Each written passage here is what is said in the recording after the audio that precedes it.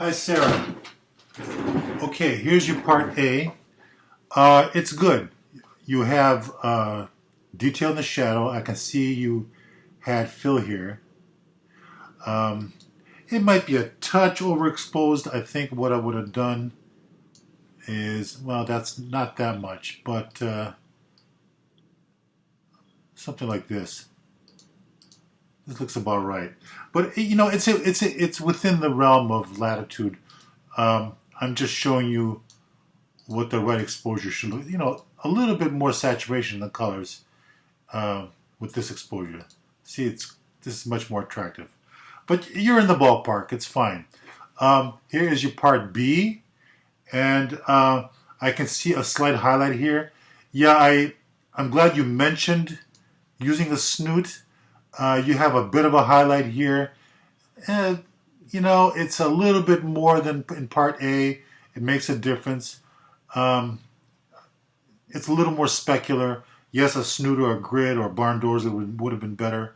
But here's where it shows up. See, the pepper is too bright and too reflective to show it, but it does show on the asparagus.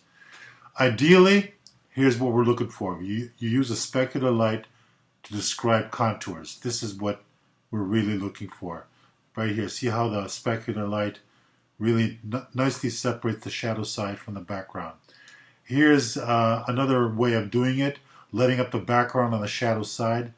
So here's the horse's butt is in the shadows, so the highlight on the background separates the shadow side from the background. And your part C, basically, it's more color saturation. You light something from the front with a softbox, you're going to get more saturation. Compare that to this, see? Even with, here we go. And this is with the corrected exposure. Here's what you submitted. So even with this, right, going back to this, this is much more saturated. So there you have it. You did most of the requirements. You didn't format it to 5x7, 120 ppi. Something to keep things simple. This crop tool here, okay, I'm going to show you something. I have it preset to 5x7, 120 ppi, okay? You can do this in Photoshop a lot simpler if you can fuse with the Lightroom method.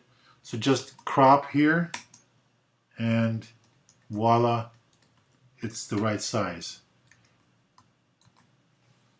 See that? There it is. So that's a lot simpler if you want to do it that way. Okay, Sarah, that's pretty much it. Good job. I'll talk to you later. Bye-bye.